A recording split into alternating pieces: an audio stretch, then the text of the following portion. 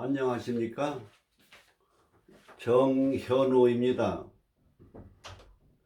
오늘은 이 경술월조에 대해서 설명을 해드리겠습니다.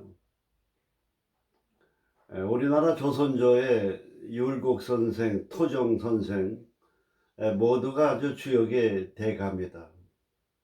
정도전의 조선 통치 철학도 그 통치 철학의 기본이 되는 통치 철학이 음양오행의 바탕을 둔 통치 철학입니다. 통치 철학.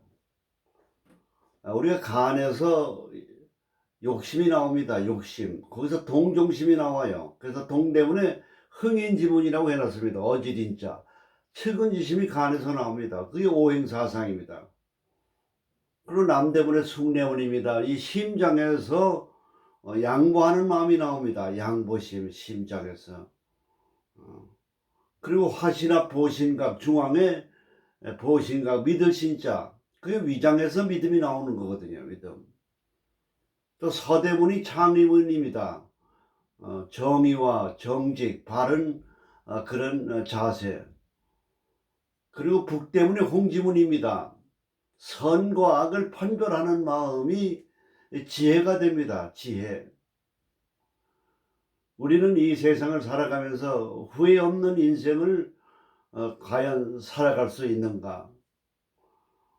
죽을 때 돼서야만 내가 인생을 잘만 살았까 후회한들 그때는 이미 늦습니다. 늦어요. 성경 말씀에 하늘에 나르는 새를 보라. 무엇을 먹을까 무엇을 입을까 걱정하지 말라라고 하는 얘기가 있습니다. 말씀이 있습니다. 그 얘기는 뭐냐? 먹고 살 걱정을 하지 말라. 내가 다 너희들을 도와주겠다. 이런 뜻이 아닙니다. 그 뜻은 너무 먹고 살려고 하는데 매달려서 먹고 사는 데만 길을 쓰고 돈벌이에만 몰두하지 말라 그 얘기입니다. 돈만 버는데 먹고 살기 위해서 근심 걱정하면서 살다가 보면 다른 분야에서의 어떤 즐거움, 인생의 재미, 또 다른 분야에서의 자기의 재능 개발, 자기의 능력 개발, 또 다른 분야에서 사회와 인류와 인간들을 위해서 뭔가 도움을 줄 수 있는 그런 세계를 잊어버리고 살아가게 되는 겁니다. 잊어가게 되는 거예요.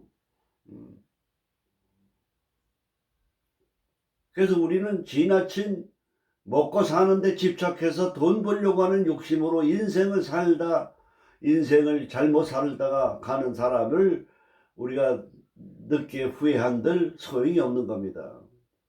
이런 철학적인 의미를 우리는 마음속에 새겨하고 인생을 보람있게 살아야만 하는 겁니다. 사람이라고 하는 건 우리 뇌에는 오장이 뇌가 있고 손발에도 뇌가 있고 얼굴 관상에도 오장이 있습니다. 이 눈썹이 간입니다. 눈썹이 간이에요. 목이니까. 눈이 심장이에요. 이게 화입니다. 화. 코가 위장입니다. 이게 토입니다. 귀가 폐입니다. 폐. 이게 금입니다. 폐, 금. 입이 신장에 들락날락 하는 거예요. 입이 이 신장입니다. 얼굴에도 오행이 다 들어와 있어요. 오행이. 이 눈썹이 간이에요. 술을 먹고 성관계를 하고 섹스를 하게 되면 간이 치명적인 부담을 느낍니다. 그래서 주색을 멀리 하라는 거예요. 여자와 술을 멀리 하는 게 아니라 술을 먹고 섹스를 하면은 간이 작살을 나는 거예요. 간이. 그래서 술 먹고 섹스를 하고 나면은 눈썹이 뻣뻣하던 눈썹이 착 추져버려요. 이게 처져버려요. 눈썹이. 기력이 떨어지는 거예요. 술을 먹으면 최소한도 3일 정도는 쉬었다 먹어야 됩니다. 알코올을 해독하는데 3일이 걸리는 겁니다. 3일이 걸려요. 현대인들은 날마다 스트레스를 겪고 있어요. 날마다 짜증나고 스트레스. 그러니까 마음가짐을 스트레스를 받는다고 생각하면 스트레스지만은 스트레스를 즐기면서 살아셔야 돼요. 즐기면서 살아야 돼요. 즐기면서 스트레스를 즐겨야 돼요. 우리 인간이 살아가는데 누구 어느 하나도 고통과 괴로움과 역경과 시련이 없는 사람은 하나도 없습니다. 하나도 없어요. 인생은 고생의 바다입니다. 지금 코로나 때문에 한국 경제가 여러 가지로 위험하고 어렵고 자영업자들 아주 절망 속에서 비참하게 돈에 쪼들려서 생활고에 어렵게 사시는 분들이 굉장히 많습니다.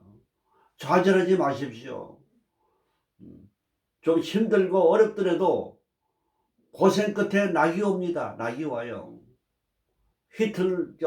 톨스토이의 책에 이런 책이 있지 않습니까? 내용이 어느 나그네가 사막을 여행하다가 사자를 만나서 그래가지고 도망가고 피하다가 우물 속에 빠졌습니다. 우물 속에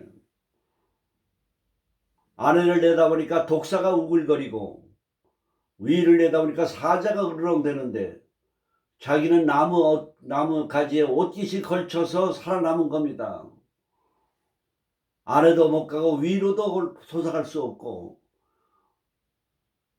옷가지에 걸쳐 있는 그 나무마저 뿌리를 생지가 자근자근 씹어지깁니다. 그 사이에 물방울이 한 방울씩 떨어지는 갈증을 풀면서 살아가는 것이 인생의 행로라고 했습니다. 지금 어려움과 역경에 여러 가지 실패와 좌절 속에서 희망을 가지십시오. 용기를 가지십시오.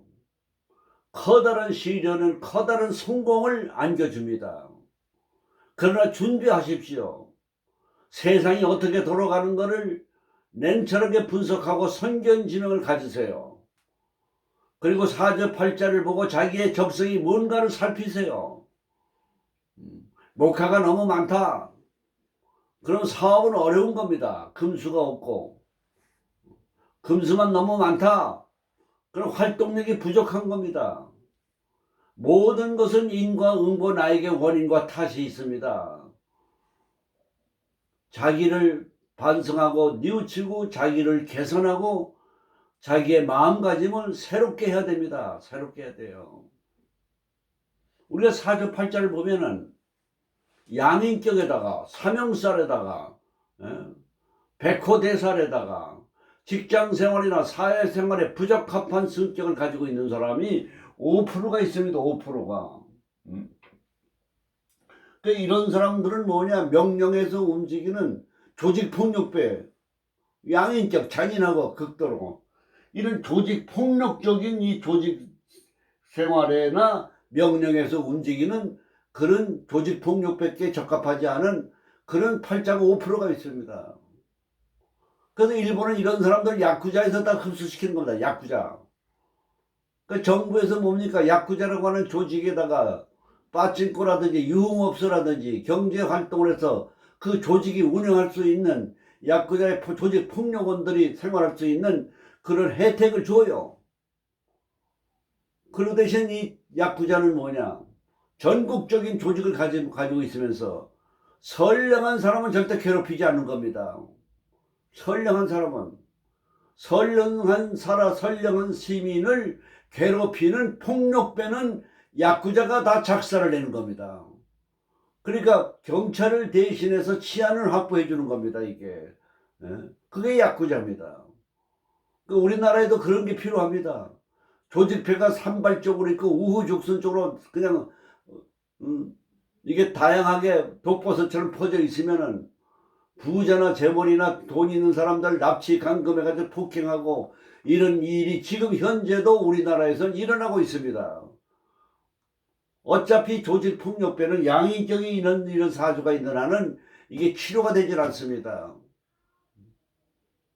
그게 일본의 야쿠자의 실태입니다. 야쿠자 실태예요. 우리는 항상 이 기라고 하는 거는 뭐냐, 얼굴에도 오장이 있고 발에도 오장이 있고 손에도 오장이 있고 이게 뭐 화, 토, 금수 아닙니까? 엄지손가락에 목이고 화, 토, 금수 모든 게 오행사상입니다. 중국의 국기도 오행사상이에요. 중앙에 토 하나는 자기들 큰 별로 그려놓고 동서남북의 별은 작게 그려놨잖아요. 그러니까 전 세계를 지배하겠다고 하는 그런 야망을 드러낸 것이 바로 중국의 오성기입니다. 오성기예요. 우리나라의 국가는 뭡니까? 음은 양으로 가고 양은 음으로 간다고 하는 순환 사상의 상징인 것이 태우기 아닙니까? 그리고 사쾌가 그게 바로 주역의 팔쾌입니다. 모든 것이 음양오행 주역 역학의 원리가 아니에요. 인공지능 시대가 돼가지고 사주 명리학은 이거는 어떻게 될 것이냐. 사주 명리는 추명하기에 팔자가 있더라도 추리를 잘해야 돼요. 거꾸로 해석하는 겁니다. 그 상상과 추리력은 인공지능으로 입력이 될 수가 없습니다.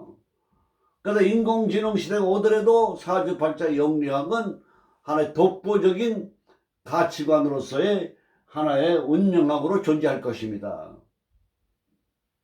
모든 게 뭐냐? 역학이라고 하는 건 뭡니까? 변화의 법칙이고 합과 추이고 생극이고 그리고 통변이라고 하는 이런 추리학에 들어가는 겁니다. 추리학. 오늘 우리가 이렇게 사주를 보게 되면 여러분들의 공부를 위해서 말씀을 드리겠습니다. 을축의 경술의 임진의 정매입니다. 제일 눈에 띄는 게 뭡니까? 진술충매 아니에요. 밑에 토가 다 있습니다. 사주 해설에 대운이 바뀔 때 진술충미가 들어오고 세운이 바뀔 때 진술충미가 들어오고 팔자에 진술충미가 들어왔을 때 이걸 어떻게 해석하느냐가 사주 추명의 간명에 굉장히 어려운 겁니다. 문제가 되는 겁니다. 이 진술충미를 잘 풀어야 돼요. 이게 물의 날에 태어났습니다. 임수 바닷물입니다. 반사물. 바닷물에 토가 토국수 하니까 우리가 보면 관살혼잡이라고 볼 수 있지 않습니까? 관살혼잡이 아니에요. 그래 관살혼잡이면 신약사주가 되는 거 아닙니까? 이건 외형적으로 나타난 거예요. 우리가 보면은 경수는 뭡니까? 백호개강살이에요. 개강백호입니다. 임진도 개강백호대살입니다. 벌써 백화대선이 1월에 있으면은 이건 신강사주로 봐야 돼요. 요런 걸 잘 보셔야 됩니다. 신강사주예요. 신강사주니까 이 관을 다 감당을 해요. 그러니까 정치가라든지 관직에 크게 나가서 이름을 떨칠 수가 있어요. 전 김영삼 대통령이 진술충미가 다 있다고 합니다. 진술충미가. 이거 사고를 가지고 있는 거예요. 사고. 인신사회는 4개가 영마 아닙니까? 좌우명은 도하 아닙니까? 밑에 지지에 좌우명요 인신사회 진술충미가 있으면은 천하를 지고 있는 겁니다. 천하를 지고 있는 거예요. 추나추동 사계절을 지고 있는 겁니다. 그 다음에 여기 보면은 의경합이 아닙니까? 의경합. 그럼 조상과 부모가 사이가 좋다 이렇게 보는 겁니다. 의경합. 의경합이 되잖아요. 그래 의경합이 돼서 금생수 해주잖아요. 나를 도와주잖아요. 그 다음에 정임합 아닙니까? 정임합. 이 부부궁에는 정임합처럼 좋은 게 없습니다. 부부간에 정임합이 있으면 다정다감해요. 속궁합도 좋고 이게 정임합이거든요. 그 합이 많은 사람이에요. 합이 많은 사람은 다정다감합니다. 그 다음에 임진하고 경술 개강백호가 2개가 있지 않습니까? 물론 을축도 백호가 됩니다만은 을축은 그렇게 백호로서 강한 기운은 아니라고 보는 겁니다. 참고로 알아두실 거는 여자가 임진, 임술, 개강백호가 2개가 있으면 상류사회사회라는 거 아셔야 돼요. 그래서 옛날부터 정경부인 사주라고 하는 겁니다. 전국부 사주. 여기 진술충이 있지 않습니까? 그럼 부모궁과 나와는 뭐냐 상충산이 붙었어요. 상충산. 그 상충산이 붙었으니까 부모하고 나하고 떨어져 산다. 그러니까 떨어져 사니까 뭡니까? 자수성가다 이렇게 볼 수가 있는 겁니다. 자수성가한다 이거예요. 그 다음에 사주가 연은 음이고 양이고 바깥에 음입니다. 음이 바깥에 2개 있고 양이 2개 있어요. 음은 허한 거 아니에요. 그러니까 외형적으로는 뭐냐 바깥은 허해 보이는데 내용은 실속이 있다 이것입니다. 내용이 실수 있다 이거예요. 이걸 외빈내실이라고 그래요. 이 음양관계도 잘 살펴야 됩니다. 사주에. 양팔통이냐 음팔통이냐 바깥이 양이냐 안이 바깥이 음이냐 양이냐 안이 양이냐 음이냐 이런 걸 잘 표현해. 음양이면 스텝 바이 스텝이고 인생을 살아가는데 이건 외하 내실이에요. 외빈 내실이에요. 그래서 오늘 요 사주를 보게 되면은 이런 사주는 신강 경술 임진이기 때문에 신강사주가 되는 겁니다. 그 다음에 경술월에 대한 걸 설명해 드리겠습니다.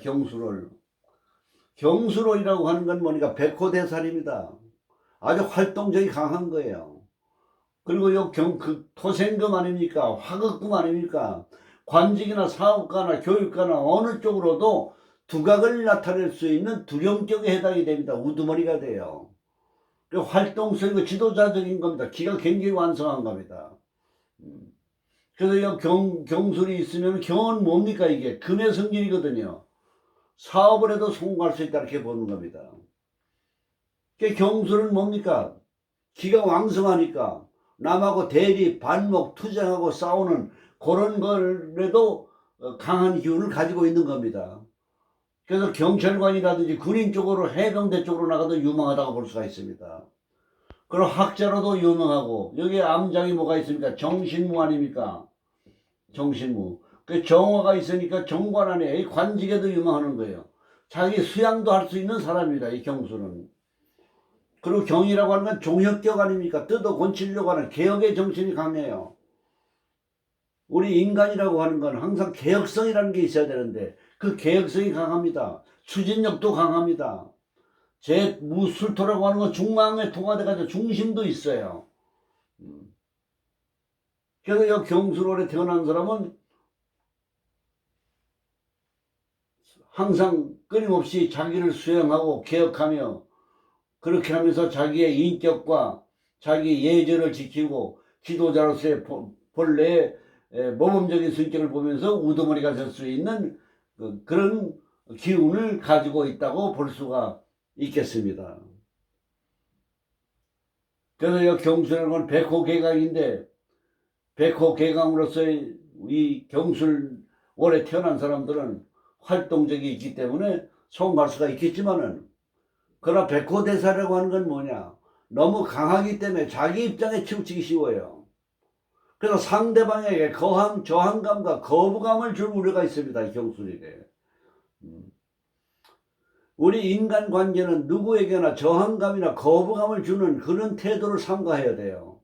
항상 우리가 표정을 밝게 하고 웃고 목소리가 밝고 웃음의 목소리를 보이는 것은 상대방에게 저항감을 주지 않는 그런 분위기를 만드는 겁니다.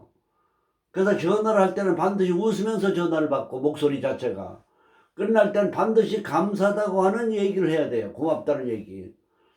이런 것이 바로 경술월주에 필요한 덕목이 되겠다 이렇게 말씀드릴 수가 있겠습니다. 그래서 오늘은 사주를 예를 들어서 말씀을 드렸고 경술에 대한 설명을 해드렸습니다. 감사합니다.